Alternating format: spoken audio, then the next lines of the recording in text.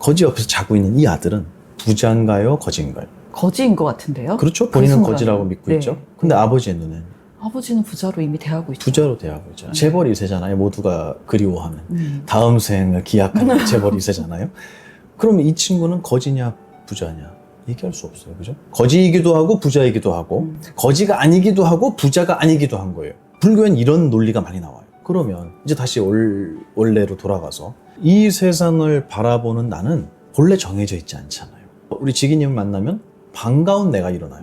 그죠? 그리고 우리 팀장님 만나면 불편한 내가 일어나요. 이렇게 만나는 사람마다 내가 눈 돌리고 귀를 기울이는 곳곳마다 다른 내가 일어나는 거예요. 그럼 이 나는 진짜냐는 거예요. 이건 진실한 나라고 믿을 수 있느냐는 거예요. 이걸 믿고 살 수 있냐는 거예요. 의지할 수 있냐는 거죠. 할 수 없잖아요.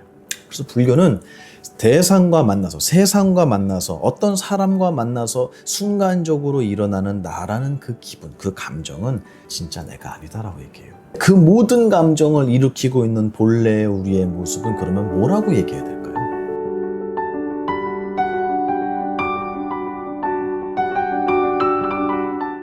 네, 반갑습니다. 서교동 초대석의 지기입니다. 오늘 보만 스님을 모셨어요. 불교계의 네. 보석 같은 분이셨는데 지금은 불교계를 넘어서서 대한민국을 밝히는 밝은 빛이 되셨습니다. 고맙습니다. 네, 오늘 와주셔서 너무 반갑습니다. 네, 고맙습니다. 네. 자, 어떻게 지내셨어요? 보석은 아니고 보석 같다고 얘기하시는 게 참 네. 고맙네요. 아직 보석은 안 된 것 같고요. 네. 네. 보석이십니다. 이미. 네. 위조품, 어떤 모조품. 정말 고맙습니다. 저는 제가 행복하면 남도 행복한 거라고 생각해요. 이 코너에서 우리 지기님하고 대화하는 것도 저는 제가 즐거워서 오는 거지 뭐 다른 이유가 없는 것 같아요. 그리고 우리 어차피 살아가면서 평생 남는 건 기억밖에 없잖아요. 돈이야 들어왔다 나가는 거고요. 육신도 얻었다가 놔야 되는 건데 우리 기억은 다음 생까지 가져간다고 불교에서 얘기하거든요. 그게 진짜 재산이 아닐까 생각해서 저는 이 시간도 제 재산을 만들어가는 시간이라고 생각해요. 그래서 매 순간 그런 마음으로 살아가고 있습니다. 덕분에 염려해 주시고 응원해 주신 덕분에 아주 즐겁게 잘 지내고 있습니다. 고맙습니다. 아, 스님 말씀을 들으니 저도 부자가 된 기분입니다. 이제 본격적으로 대화를 해볼게요. 비교에 대해서 좀 여쭤보려고 해요. 네, 네. 비교를 하면 안 된다라는 걸 알매도 불구하고 나도 모르게 계속해서 다른 사람과 나를 비교하고 다른 사람 거 보지 말아야지 하면서도 또 SNS 보면서 어머 맞아요. 얘는 뭐 여행 갔네 얘는 뭐 했네 하면서 맞아요. 자꾸만 거기에 막 허덕이게 되더라고요. 근데 이렇게 계속해서 하지 않아야지 하면서도 계속 비교하게 되는 이 마음의 구조가 어떻게 작동이 되는 건가가 좀 궁금해요. 근데 저는 그 구조의 이유에 대한 설명을 드리기 전에 왜 비교를 하면 안 된다고 생각하세요? 비교를 하면 자꾸만 내가 작아지고, 작아지고 자꾸 내가 초라해지고, 초라해지고 맞아요. 부족한 것 같고, 네. 틀린 것 같고, 그런 마음이 드니까 내가 이거 왜 하고 있지? 이런 생각이 드는 것 같아요. 맞네요. 저도 그렇게 생각해요. 비교를 하면서 행복하면은 비교하면 안 되지라는 생각 안 하잖아요. 아, 그쵸. 근데 비교를 하면서 행복해지고 아 정말 축하해 잘 됐어 라는 게 아니라 그 뒤에는 되게 씁쓸한 그림자가 있는 거예요. 어떻게 보면 자기의 무능력함을 발견하게 되는 순간 같아요. 그러니까 그게 자꾸 잦아지게 되면 갈수록 나는 초라해진다는 그 말씀에 저 공감해요. 네. 그런데 비교를 왜 하게 되느냐라는 그 질문은 아주 쉬운 원리가 있어요. 그게 뭐냐면요. 불교에서 가장 중요하게 이야기하는 게 바로 무아거든요. 근데 그거를 일반적인 불교의 상식으로 알고 계신 분들은 지금의 나를 다 버리고 나면 무아의 경지에 도달한다. 이 공식으로 알고 계신데요. 그거는 아닙니다. 아, 그게 아니에요? 네. 맞기도 하지만 아니기도 해요. 왜냐하면 아버지가 재벌이에요. 근데 내가 어릴 때 버려져서 거지들하고 살고 있었어요. 이 얘기가 법화경이라는 경전에 나오거든요. 장자의 비유라고 해요. 근데 거지들하고 살고 있는데 아버지가 어느 날 국어를 하러 온 이 아들을 보게 된 거예요. 자기 집에 국어를 하러 온 거예요. 한눈에 알아봤죠. 내 아들이라고. 근데 아들은 몰라요. 그래서 너는 내 아들이다 라고 얘기를 하면서 들어와 살아라 라고 얘기했는데 얘가 반가워하고 좋아할 것 같잖아요. 무서워서 도망가요. 왜요? 나를 잡아다가 팔아먹을 것이다 라고 생각해요. 이 견해의 수준은 누구의 수준일까요? 그 아들의 수준. 그렇습니다. 거지. 네. 나를 거지라고 믿고 있는 아들의 견해의 수준이에요. 그거를 이 친구는 믿었죠. 진실인가요, 그게? 아니죠. 아니죠. 하지만 우리는 우리의 견해를 진실이라고 믿고 살고 있어요. 음. 그래서 이 견해의 수준을 높이고 자기의 견해를 의심하는 것을 불교에서는 큰 의심이라고 해요. 큰 의심을 내어라 라고 어른들이 말씀하시는 게 네. 너가 옳다고 생각하는 거 그거를 의심하라고, 남을 의심할 게 아니라 이거는 맞는 거야 라는 너의 견해를 의심하는 것이 큰 의심이다. 모든 불교의 수행은 여기서부터 시작돼요. 내가 정말 올바른가? 나라는 게 정말 실제로 존재하는 것인가? 굳게 믿었던 거를 흔들어 놓는 거예요, 처음에. 어쨌든 그래서 이 아들은 도망갔어요. 자기의 견해를 믿고.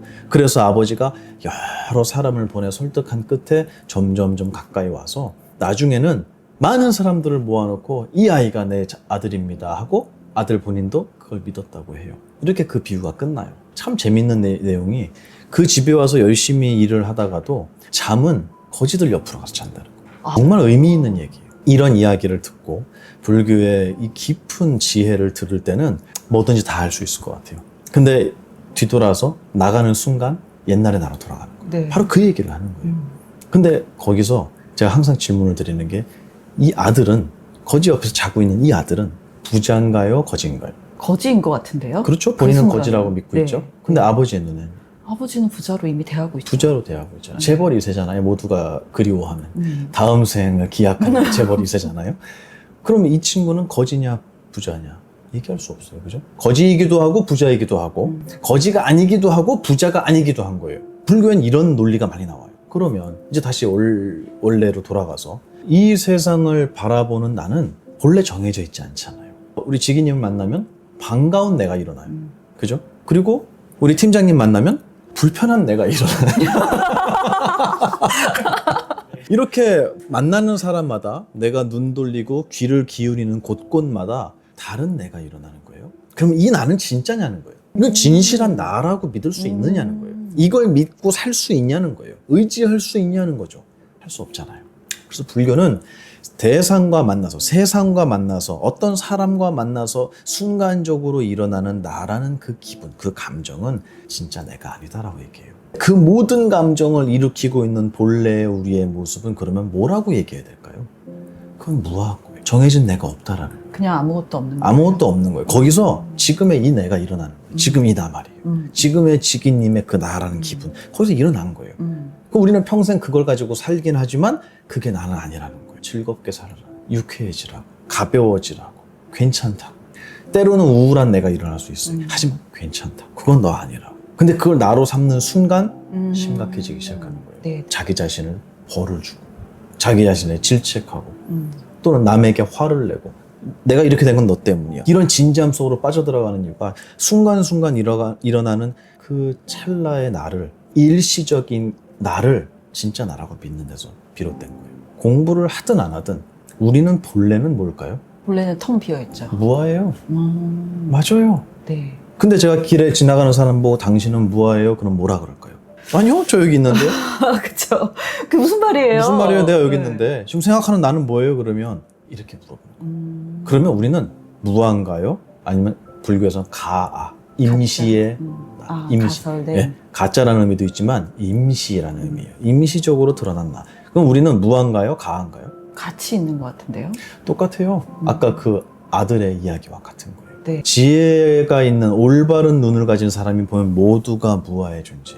모르는 사람이 보면은 여기는 모두가 거짓의, 가짜의, 임시의 나를 가지고 사는 사람들인 거예요. 이해가 되시죠? 네. 다시 얘기하면 진짜 나라고 정의할 수 있는 게 본래 우리에게는 없었다는 거예요. 공부를 했든 안 했든. 그러니까 나라는 것이 없으니까 이 나는 언제만 드러난다고 아까 제가 얘기했죠? 만날 때. 그게 비교잖아요. 네. 그쵸. 그게 비교예요.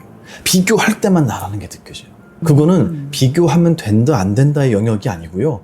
지금 느끼는 나라는 이것이 일어나려면 비교라는 작업이 있어야지만 일어나요. 보이고 들리는 것도 비교하는 거거든요. 네. 왜냐하면 색깔을 보려면 내 눈에는 색깔이 없어야 된다 그랬어요. 소리를 들으려면 내 귀에는 소리가 없어야 돼요. 이거 자체가 없음과 있음의 비교 속에서 들린다라는 것이 일어나는 거예요. 이 세상 모든 법칙은 그래요. 그래서 비교는 나쁜 것, 부정적인 것이라는 이미지로 아까 지기님도 저한테 말씀하셨고 저도 동의했지만 사실은 그 비교하는 우리 정신의 능력 때문에 나라는 지금의 이 기분이 느껴질 뿐이라는 거예요. 그럼 비교라고 하는 건 잘못된 걸까요? 아니죠. 아닙니다. 네. 그냥 그 얘기 드리고 싶어요. 네. 잘못된 게 아니에요. 여러분이 누군가와 비교하는 것은 우리가 본래 갖추고 있는 아주 근본적인 능력일 뿐이에요. 그런데 문제가 어디서 발생을 하냐면 비교해서 생겨난 나 있죠. 그거를 자기로 삼는 데요. 모든 건 거기서 비롯돼. 사람들은 누군가와 모르는 사람과 대화를 하거나 인연을 맺어가면서 감정 소모를 많이 하거든요. 그럼 거기에 지치면 뭐라고 얘기하냐면 아, 저 사람 좀 그만 만나고 싶어. 정말 내가 사람이 그립기 전까지는 난 커튼 치고 방에서 안 나오고 싶어. 내가 사람을 찾기 전까지는 아무도 안 만나고 싶어. 지친 거예요. 근데 이거는 그렇다고 해서 안 만나고 살 수 없다는 거 본인이 알아요. 그럼 어디서 잘못된 걸까요? 사람을 만나는 게 잘못이냐? 그건 아니잖아요. 그 과정에서 일어난 생각과 감정을 나라고 우리는 그 연습만 해왔어요.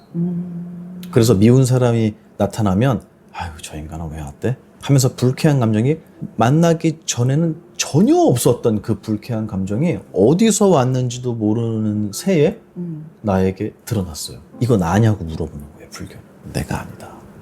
근데 우리는 그거를 나라고 교육받았습니다. 그래서 그걸 자기로 삼으니까 그때부터는 저 사람만 없으면 편하겠어. 이렇게 된 거예요. 근데 없앨 수가 없어, 저 사람은. 그러면 아, 내가 도망가야 되나? 이렇게. 근데 우리의 모든 생각과 감정은 생겨났기 때문에 어떻게 될까요? 사라지죠. 그렇습니다. 그거를 불교에서는 생멸법이라고 해요. 불교에서 뒤에 법이라는 게 붙은 것은 법칙을 얘기해요.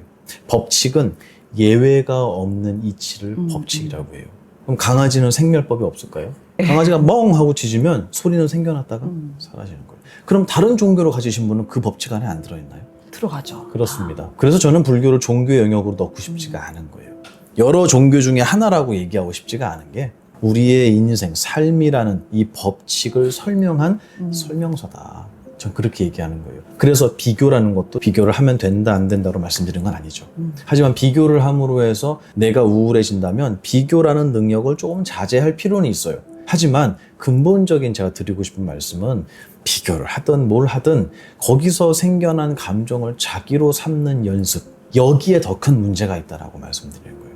그래서 누군가가 인스타에, SNS에 막 해외여행 갔다 온 거 올렸어요. 그럼 저는 그거 보면 무슨 생각 드는 줄 아세요? 옛날 저희 큰 스님의 일화가 떠올라요.